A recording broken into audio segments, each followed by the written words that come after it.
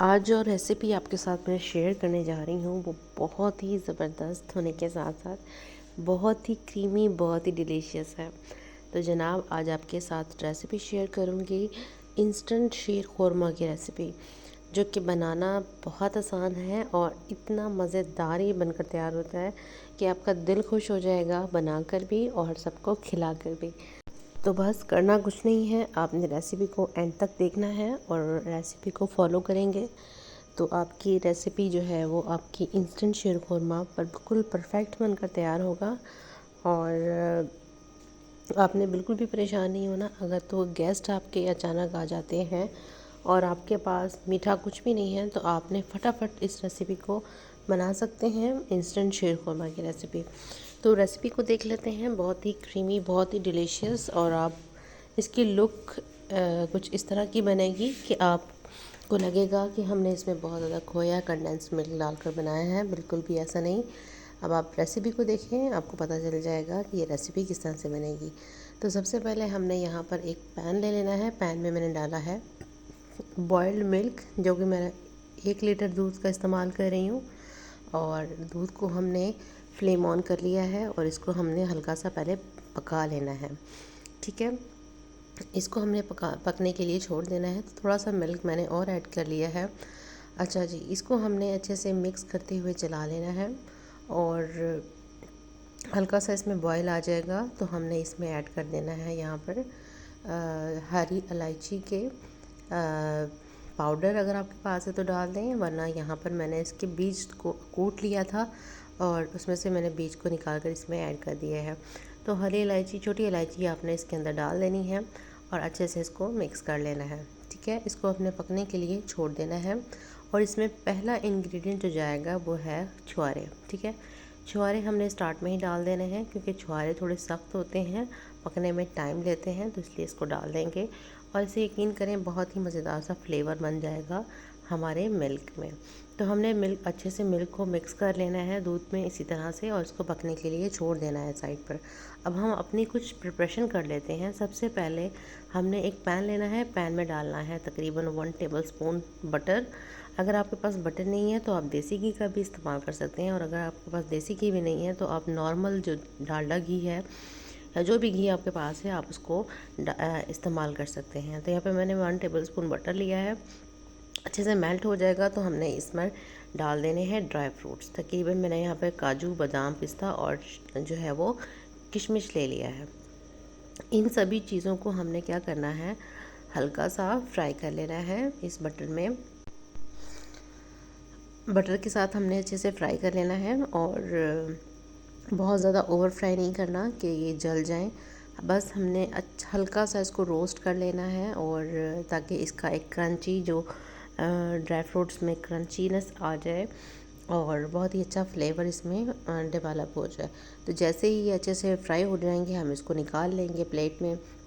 और प्लेन को इसी पैन में ही हमने फिर से बटर लेना है 1 टेबल स्पून। और यहाँ पर मैंने बेक पाउडर की जो मोटी वाली सेवियाँ होती हैं वो मैंने यूज़ की है।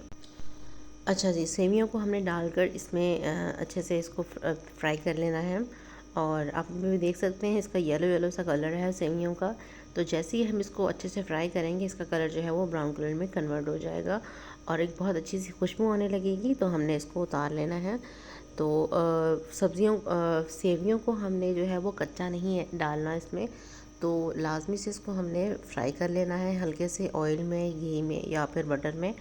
तो आप देख सकते हैं इसका कलर जो है वो चेंज हो रहा है। तो बस इसका जैसे ही कलर चेंज हो जाएगा हमने इसको उतार लेना है और इसको साइड में रख लेना है। अब देखिए मिल्क में हमारे अच्छे से बॉयल आ चुका है और मिल्क हमारा अच्छे से पक भी रहा है। तो हमने यहाँ पर जो ड्राई फ्रूट्स हमने फ्राई करके रखे थे वो हम इसके अंदर डाल देंगे। थोड़े से मैंने बचा लिए हैं। अच्छा जी, और साथ ही हम डाल देंगे जो सेवियाँ हमने अभी फ्राई की हैं, सेवियों को भी साथ ही ऐड कर देंगे। ठीक है, तो ताकि ड्राई फ्रूट्स और सेवियाँ अच्छे से पक जाएं इसके साथ। और हमने यहाँ पर इसको अब अच्छे से सारी सेवियों को डालने के बाद हमने अच्छे से इसको मिक्स कर लेना है दूध के साथ और दूध में अच्छे से इसको पकने के लिए छोड़ देना है। ठीक है, अब सेवियों को हमने बहुत ज़्यादा ओवर कुक नहीं करना कि ये दूध में मैश हो जाए, वरना हमारा शीर खुरमा ख़राब हो जाएगा। तो यहाँ पर लोग गलतियाँ कर लेते हैं कि शीर ख़ोरमा में एक तो सेवियों की जो क्वांटिटी होती है वो बहुत ज़्यादा डाल देते हैं, जिसकी वजह से हमारा शीर ख़ोरमा जो है वो ख़राब हो जाता है। तो हम साइड पे रखेंगे, 5 से 7 मिनट तक उसको पकने के लिए छोड़ देंगे। अब उसी पैन में ही मैंने यहाँ पर 6 to 7 टेबल स्पून जो है वो भरकर शुगर ले लिया है। शुगर को हमने कैरेमलाइज़ करना है। अच्छा, कैरेमलाइज़ से क्या होगा कि जब हम कैरेमलाइज़ करके डालेंगे तो इससे हमारे शीर खुरमे का जो कलर है वो बहुत ही प्यारा आएगा। अच्छा जी, आपने इसको टच नहीं करना है, थोड़ी देर बाद ये इसका कलर जो है वो चेंज होना शुरू हो जाएगा, शुगर मेल्ट होना शुरू हो जाएगी। तो बस इसको हमने हल्के हाथों से जो है वो चम्मच चलाते जाना है। और अभी हमने इसमें कुछ भी ऐड नहीं करना, ये शुगर जो है वो खुद ब खुद मेल्ट होना शुरू हो जाएगी और इसका कलर भी चेंज होना शुरू हो जाएगा।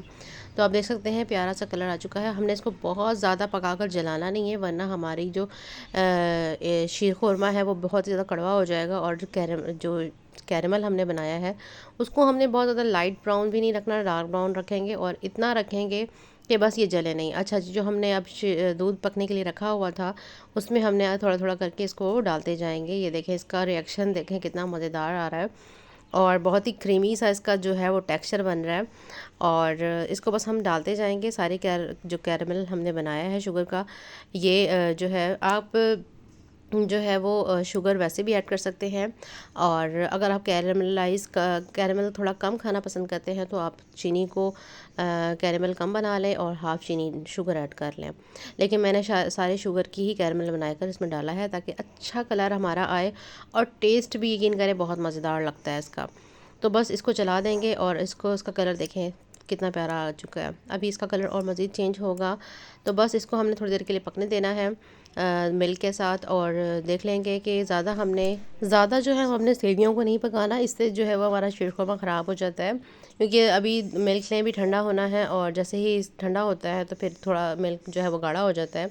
तो इसलिए हमने सेवियों को बस इतना पकाना है कि ये गल जाएँ और इससे ज़्यादा ओवर कुक हमने इसको बिल्कुल भी नहीं करना, वरना क्या होगा कि सेवियां जुड़ जाएंगी और खिली खिली नहीं होंगी। सेवियां जो शीर खुरमा है उसका अलग जो टेक्सचर होता है वो ऐसा ही होता है कि इसकी सेवियां जो हैं वो बिल्कुल आपको खिली खिली जो है वो मिल्क में नज़र आती हैं और उसको इस तरह से ही खाया जाता है। तो बस ये हमारी तैयार हो चुकी है। इसको हम फ्लेम को ऑफ़ कर देंगे, ठंडा होने देंगे, रूम टेम्परेचर पर आ जाएगा तो फिर इसको हम डिश आउट कर लेंगे। तो ज़बरदस्त सी डिश आउट प्लेट निकाल ली है हमने और डिश बोल भी, और उसमें हम जो है वो अपना शीर खुरमा ट्रांसफ़र कर देंगे।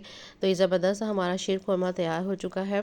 और आप इसकी लुक देखें, इसका कलर देखें कितना मज़ेदार माशाल्लाह से आया है। तो आपके घर अगर गेस्ट अगर अचानक आ जाते हैं और आपके पास कोई मीठा नहीं है तो बस आपने सिंपल तरीके से इसको बनाना है और घर में ही पड़ी चीज़ों के साथ आप इसको इजीली बना सकते हैं और इंजॉय कर सकते हैं। और मेरी गारंटी है कि जब मेहमान ये मीठा खाकर आपसे ज़रूर पूछेंगे कि आपने इस शीर खुरमा की रेसिपी को किस तरह से बनाया। यकीन करें बहुत लाजवाब, बहुत ही मज़ेदार ये शीर खुरमा तैयार होता है। ज़रूर बनाइएगा, ट्राई कीजिएगा, उसके बाद अपना फीडबैक मेरे साथ ज़रूर शेयर कीजिएगा।